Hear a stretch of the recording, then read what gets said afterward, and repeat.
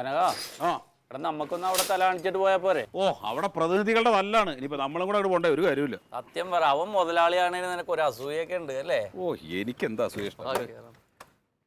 അല്ല ഇതെന്താ ഇത്? 10 മണിയുടെ ഉദ്ഘാടനത്തിന് പോയ പാർട്ടികള് കേട്ടില്ലേ? ഇനിയിപ്പോ ഇവരോട് എന്താ പറയാ? അത് ചിലപ്പോ ഈ രാഹുകാലമൊക്കെ നോക്കിയിട്ട് നേരത്തെ ചെയ്തിട്ടുണ്ടാവും. അതാണ് നോക്കിട്ട് പോവാ. എന്തേ ഉദ്ഘാടനം കഴിഞ്ഞാ? ആകെ നാണക്കടായിട. നാണക്കട. അപ്പൊ എന്താ ഉദ്ഘാടനം ഉണ്ടായില്ല? കാരണം എന്താടി വേഷം കിട്ടിയായിരുന്നെങ്കിൽ ഞാൻ അത് കുടിച്ച് ചത്തേനെ. എന്താ പ്രശ്നം ഉണ്ടായത്? ആശാലത വന്നില്ലേ?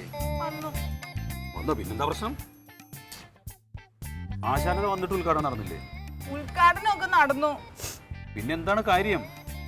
ഞങ്ങൾ അങ്ങോട്ടൊന്നും കയറ്റി വിട്ടില്ല. കയറ്റി വിട്ടില്ലേ?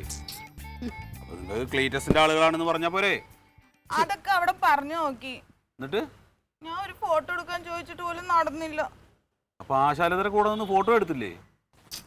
അതേ ഫോട്ടോ എടുക്കാതിരുന്നു. ഏട്ട ഫോട്ടോ എടുക്കാൻ വേണ്ടി ഞാൻ അവിടെ ചെന്നു.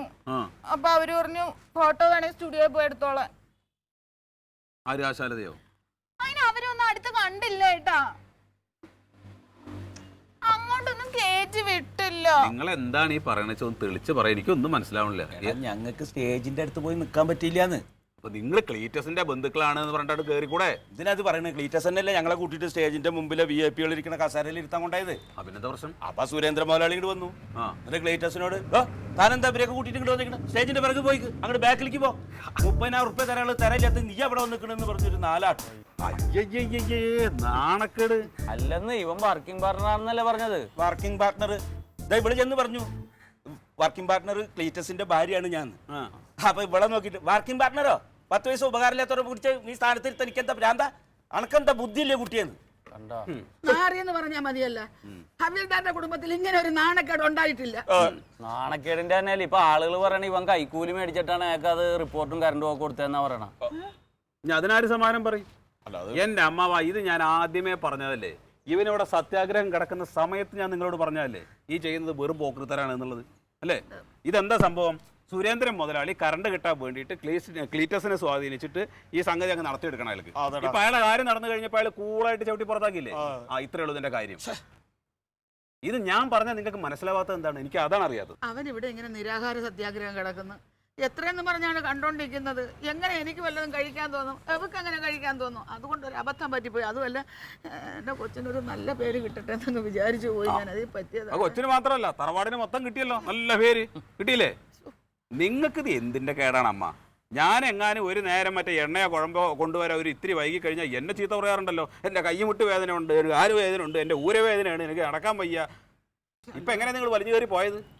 അല്ലടാ, അത് പിന്നീട് വലിയൊരു സിനിമാ നടി തരാൻ പോകണം, അമ്മയും കൂടെ വരുന്നെങ്കിൽ വാമാന്ന് ഈ പിള്ളേർ രണ്ടും കൂടെ നിർബന്ധിച്ചപ്പോഴത്തേക്ക് എനിക്കും അങ്ങ് തോന്നിപ്പോയത്. എനിക്ക് വയ്യാതിരിക്കുകയായിരുന്നു സത്യത്തിൽ. നിങ്ങൾക്ക് തന്നെ പറ്റണം, നിങ്ങൾക്ക് ഇതൊക്കെ തന്നെ പറ്റണം. എന്തോരം കിട്ടിയാലും നിങ്ങൾ പഠിക്കൂല. ഇത് എത്രാമത്തേണിത്? ഈ നാട്ടുകാരെ മുമ്പിൽ എന്ത് ഞാനെന്ന് പറയും? എനിക്ക് തല വെറുതെ നടക്കാൻ പറ്റുമോ? അപ്പൊ അവരുടെ ഇടയിൽ ഞാൻ കള്ളനായില്ലേ, കൈക്കൂലിക്കാരനായില്ലേ? അല്ലമ്മാവാ, എന്നിട്ട് ആ സോപ്പ് മുതലാളി അവിടെ? ക്ലീറ്റസ് ഈ സുരേന്ദ്രൻ മുതലാളി കാശിന്റെ കാര്യം പറഞ്ഞപ്പോ മുങ്ങിയതാ, പിന്നെ അവന് കണ്ടിട്ടില്ല. അവൻ എവിടെയെങ്കിലും ചെന്ന് പൊങ്ങും. അല്ല, അതിന് വിഷമം ഉണ്ടായി കാണും. അവൻ വേണമെന്ന് വെച്ചിട്ടല്ലോ. എന്റെ അമ്മാവ, ഇതിന് ഒരു സാമാന്യ ബുദ്ധിയിൽ ആലോചിച്ചാൽ പോരെ? അയാളെ പോലെ ഒരാൾ എന്തിനാണ് ഈ പോങ്ങനെ വെക്കണത്? ഇവനെ വെക്കണത് എന്തിനാണ്? ഇവൻ ഒന്നുമില്ലെങ്കിൽ നല്ല ബുദ്ധി വേണം, ഇല്ലെങ്കിൽ പൈസ വേണം. അത് എന്തെങ്കിലും ഇവന്റെ കയ്യിലുണ്ടോ? ഒന്നുമില്ലല്ലോ. ഇന്നാള് താലൂക്ക് ഓഫീസിൽ വെച്ച് കണ്ടപ്പോൾ അയാൾ പറഞ്ഞതാണ് നിന്റെ അളിയൻ കള്ളനാണെന്ന്. പറഞ്ഞില്ലേ? പിന്നെന്താ പറഞ്ഞില്ലേ? നാണക്കേട് കാരണം അവൻ ചെന്ന് ആത്മഹത്യ ചെയ്യും. ഓ പിന്നെ ദേവന്നവൻ ദേവന്നി എവിടെ ആത്മഹത്യ? ദേവന്നാണ്ട.